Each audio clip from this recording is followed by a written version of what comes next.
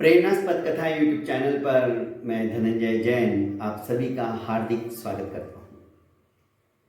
दोस्तों, बारिश बहुत तेज आ रही थी। वातावरण एकदम से खुशहाल हो गया था। मिट्टी की भीनी भीनी खुशबू, क्योंकि पहली बारिश थी, सभी को आह्लादित कर रही थी। इस बीच एक साधु अपनी मस्ती में राधे राधे का नाम पुकारता हुआ चले जा रहा था। अचानक एक होटल के ऊपर गर्मा गर्म जलेबियां निकल रही थी और दूसरे बर्तन के अंदर दूध को अटाया जा रहा था। साधु अल्लड़ था, मस्त था। होटल के मालिक के पास गया और कहने लगा कि अच्छी खुशबू आ रही है, यदि बेटा साधु को कुछ देना चाहे तो जलेबी और दूध पीने का, ऐसी बारिश के मौसम में मजा आ जाएगा। दयालु था होटल वाला। उसने एक द्रोण के अंदर 5-6 जलेबियां दी और एक ग्लास के अंदर गर्मा गर्म दूध दिया। अत्यंत तृप्त होकर आशीर्वाद देते हुए वह साधु वहां से चल पड़ा। बारिश काफी मंद हो गई थी। इस बीच एक नवदंपत्ति,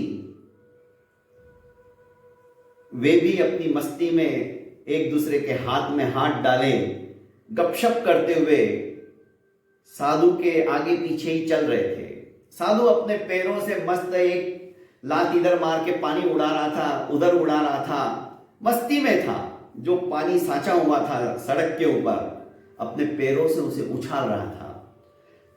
अचानक उसके पैरों से उछला हुआ पानी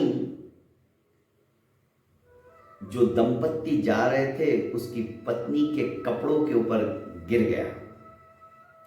वे छांटे पड़ते ही साधु कुछ कहे उसके पहले ही उसका यार आया, उसका पति आया और 2 लाफे उसने साधु को मार दिया और कहा, बदतमीज, दिखता नहीं है क्या? तुम्हारी ये उम्र के अंदर तुम बूढ़े होने आए हो और मस्ती कर रहे हो बच्चों की तरह। सारे कपड़े गंदे कर दिए उसके। इतना ही नहीं, 2-3 लातों से उसे मार गिराया। बेचारे साधु महात्मा सड़क के ऊपर नीचे गिर गए। भीड़ इकट्ठी हो गई पर किसी ने साधु को बचाया नहीं।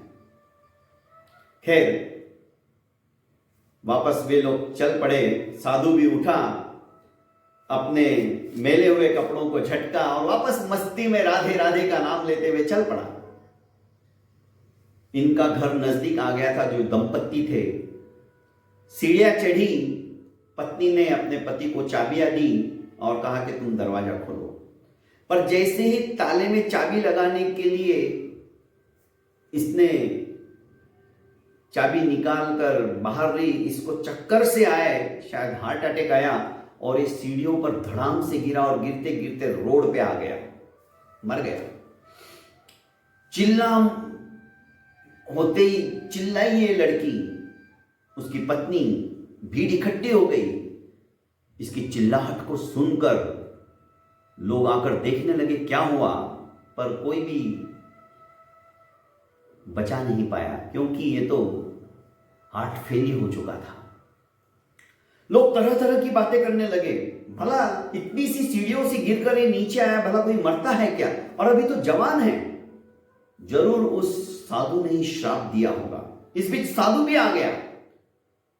इकट्ठी भीड़ ने साधुओं को घेर कर कहा कि महाराज, आप कैसे निर्दयी हो? अरे इसने ठीक है आपको मारा तो आपने इसको श्राप दे दिया, ये बेचारा मर गया। साधु ने कहा, मैंने किसी को श्राप नहीं दिया, आप गलत कह रहे हो। मैं भला क्यों श्राप दूं? अरे महात्मन, आपने श्राप नहीं दिया तो आप ही बताओ, इतनी सी सीढ़ियां से कोई गिरता है तो कोई मरता है क्या? ये जरूर आपके श्राप का फल है। ये भी रोए जा रही थी। आखिर साधु ने कहा, मुझे एक बात बताओ। मैं पानी में खेलते हुए चल रहा था, मस्ती में था अपने, माना मेरे पैरों से कुछ पानी के छींटे उड़कर इसकी पत्नी के ऊपर गिरे। इस पति के जो मरने वाला है उसके कपड़े तो खराब नहीं हुए ना, तो फिर उसने मुझे क्यों मारा? अरे तुम कैसी बात करते हो? जिसके ऊपर कपड़े गिरे वो उसका पति है, और भला वो कैसा सहन करेगा उसके कपड़े खराब हो जाए?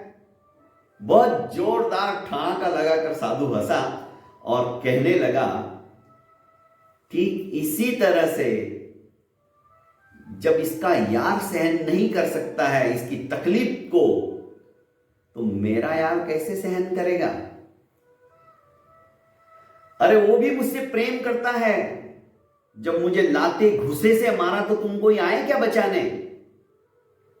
एक बात याद रखना, मेरे पैरों के पानी के अंदर इसके कपड़े खराब नहीं हुए थे, फिर भी इसने मुझे मारा और मैंने चुपचाप सहन कर लिया। आज अभी भी मैं कहता हूं कि मैंने कोई श्राप नहीं दिया, पर यह सुनिश्चित हो गया है जैसे ये इसको जी जान से प्यार करता था ना, वैसे वो भी मुझे अपने जी जान से प्यार करने वाला है, ये विश्वास मुझे हो गया। उसकी लाठी आवाज नहीं करती, पर दिखाई भी नहीं देती, पर जब चोट करती है ना, जब पड़ती है तो अच्छे अच्छे को रुला देती है, बहुत दर्द होता है। आज इस बात का मुझे एहसास हो गया। वो मेरा यार है, जैसे ये पति इसका यार था। ये सहन नहीं कर सकता तो भला वो कहां से सहन करेगा मेरे ऊपर कोई मार पड़े तो। कहने का अभिप्राय दोस्तों, परमात्मा की लाठी ना तो हमें दिखाई देती है, और जब वो पड़ती है ना दोस्तों, अर्थात कर्मों की मार जब पड़ती है तो अच्छे अच्छे की हालत खराब कर देती है। तो दोस्तों, कर्म हमेशा अच्छे करो। यदि हम हमेशा अच्छे कर्म करेंगे तो जिंदगी के अंदर हमें किसी भी प्रकार की कोई तकलीफ आने वाली नहीं है। बहुत बहुत धन्यवाद दोस्तों। मेरे इस प्रेरणास्पद कथा यूट्यूब चैनल को आपने अभी तक लाइक एवं सब्सक्राइब नहीं किया है तो कर लीजिए, और ज़्यादा से ज़्यादा फॉरवर्ड कीजिए। प्रणाम।